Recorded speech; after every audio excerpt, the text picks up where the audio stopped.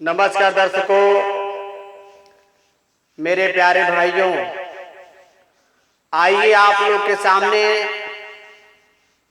एक दहेज प्रथा गीत मैं गाने जा रहा हूं। मुझे आशा है, विश्वास है कि आप लोग को पसंद होगा। इस गाने के राइटर हैं मिस्टर अब्दुल्ला राय भोजपुरिया भैया। आजकल लड़की के जान दहेज खातिर चल जाता, बहुत दुख के बात बा, तकलीफ के बात बा। यही दहेज प्रथा पर आज एगो हम गीत लिखले बानी और आप लोगों के सामने गावे जातानी।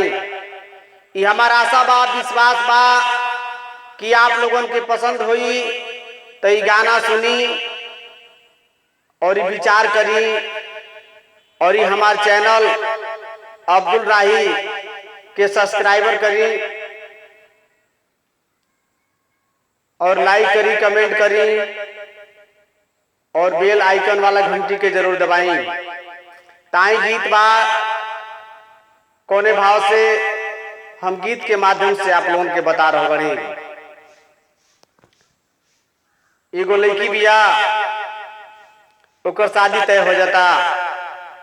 ओकर बाबूजी शादी तय करके घरे आवत रहल।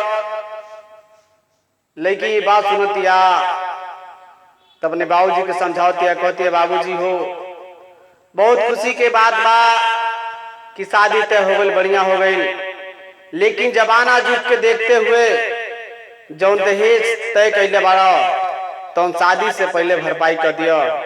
आई यही पर गीत बाटे, गीत सुनी। लड़की का कहतिया, जवन तय बात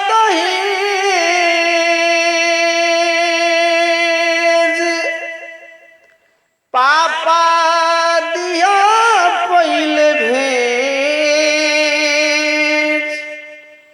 लड़की कहती है कि जौन दहेज तय कल बड़ा तू पहले भेज दिया। जवन तय बात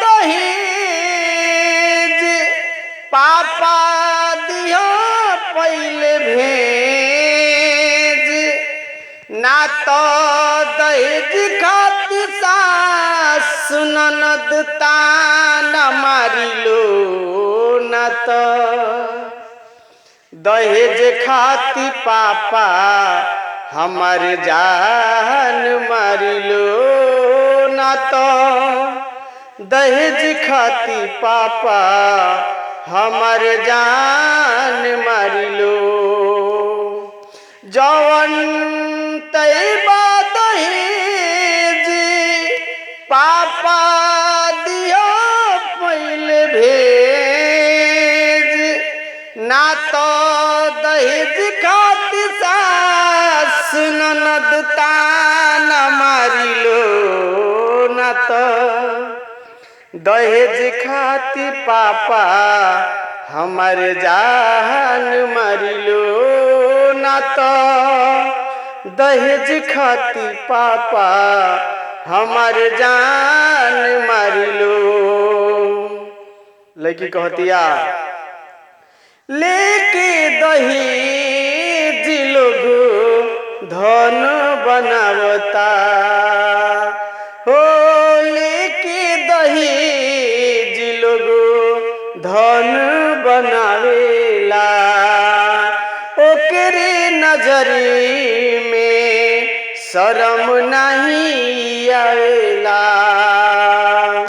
ना तो हे चिड़ै के खोता घर से, ना तो हे चिड़ै के खोता घर से उजाड़ देलो, ना तो दहेज खातिर पापा हमार जान मारिलो, ना तो दहेज खातिर पापा हमार जान मारिलो।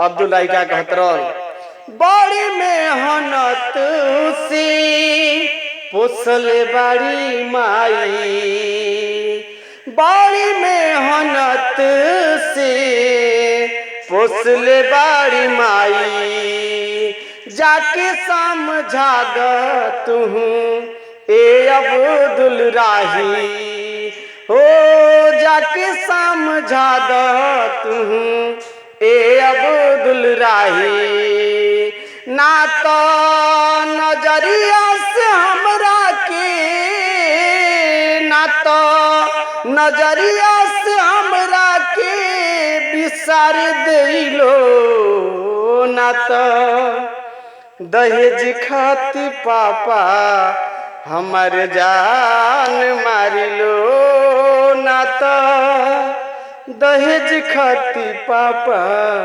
हमर जान मारिलो। भैया गाना अच्छा लगे तो हमारे चैनल के अब्दुल्ला राही के सब्सक्राइब जरूर करी, कमेंट करी, लाइक करी और बेल आइकन वाला घंटी के जरूर दबाई। नमस्कार दोस्तों, जय भोजपुरिया समाज, जय हिंद, जय भारत।